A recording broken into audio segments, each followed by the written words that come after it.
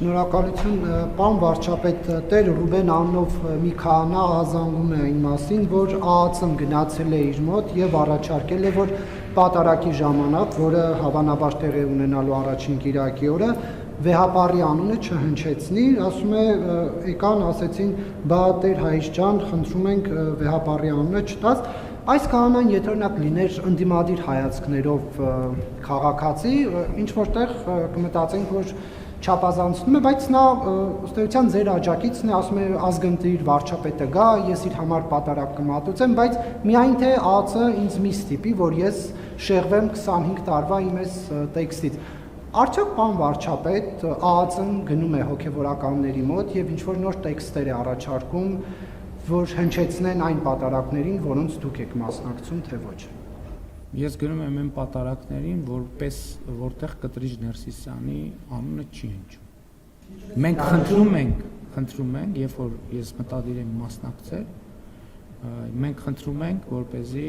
այս փաստը, որ մենք համարում ենք, որ Կտրիչ Ներսիսյանը կաթողիկոս չէ, հաշվի առնվի։ Մի դեպքում կարող է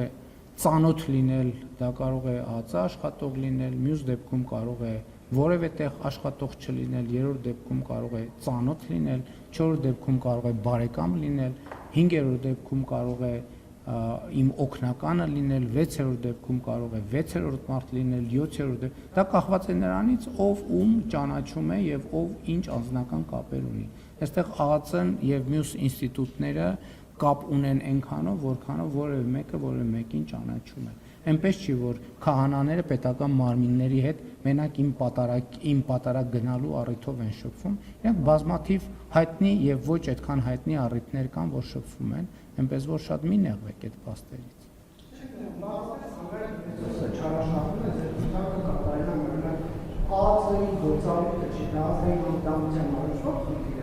Գիտեք, ցանկացած տեղ, որ ես գնում եմ պատարագի, ուրեմն այնտեղ, որտեղ ես մտադրություն ունեմ գնալ պատարագի, ոչ միայն ես, Հայաստանի Հանրապետության վարչապետը եւ պետական պահպանության ենթակա ցանկացած անձ։ Եթե ես որևէ եկեղեցի պետքա գնամ պատարագի, այդ պահից սկսած այդ տեղը համարվում է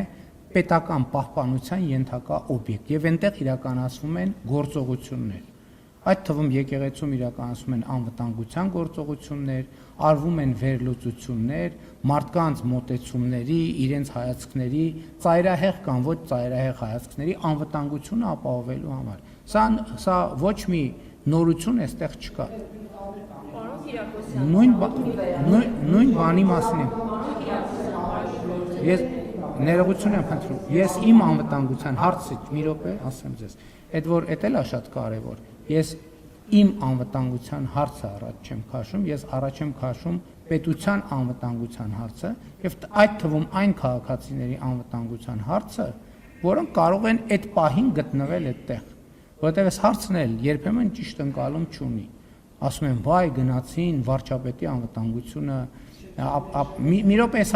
հիմա հնարավորություն կտակ վարչապետի անվտանգությունը եւ այլն, ես նախ վարչապետի եւ պետական պահպանության ենթակա անձանց անվտանգությունը ապահովելը օրենքով սահմանված պարտավորություն է, որը գործում է աշխարհի բոլոր երկրներում, այդպիսի երկիր չկա, որ դա չի գործում, իսկ անվտանգության մի քանի, այդ թվում բովանդակային ապահովության շերտեր կան։ Եվ հաջորդ հարցը թող տա։ Սա ոչ մեկ չի ասում, որ ձեր անվտանգությունը չպետք է ապահովի, բայց կաթողիկոսի անունը, որ հնչեցնում է, ձեր կամ երկա գտնվողների կյանքին ինչ կտակ ես պահում, որ ԱԱՑ աշխատողը գնում է եւ այս դեպքում Գյումրու հոգեվորականին ասում է, Տեր Հայր ջան, վարչապետը պետք է գա, կաթողիկոսի անունը մի քիչ։ Սա ինչպես է տանում ձեզ։ Որովհետեւ Կտրիչ Ներսիսյանը սպառնալիք է Հայաստանի պետական անվտանգությանը։